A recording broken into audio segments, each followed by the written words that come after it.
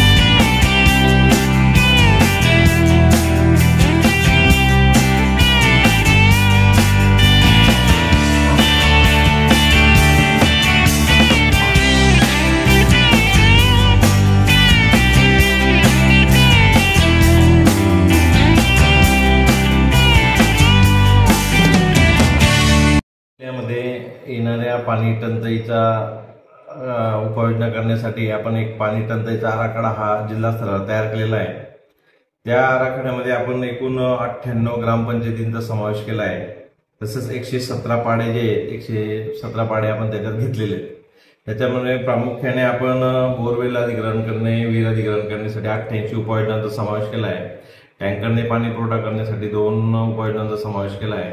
तसंच विंधन विहीर करणे व कूपनलिका करणे करिता आपण 45 उपाययोजनांचा समावेश केला आहे। असा एकंदरीत मिळून हा संपूर्ण आराखडा 1,44,00,000 आहे। पाणी टंचाईमध्ये ज्या ज्या ग्रामपंचायतींना पाणी टंचाई जाणवते ती ग्रामपंचायत तालुका स्तरावरील गट विकास अधिकारी यांच्याकडे मागणी प्रस्ताव दाखल करते आणि त्या प्रस्तावाच्या आधारावर आपण गट विकास अधिकारी तहसीलदारांच्या संयुक्त स्वाक्षरीने ते प्रस्ताव जिल्हा स्तरावर मागून माननीय जिल्हाधिकारी यांच्याकडे मंजुरीसाठी सादर करतो। असं एकंदरीत आपण पाणी टंचाईच्या सामोरं जाण्यासाठी नियोजन केलेलं आहे।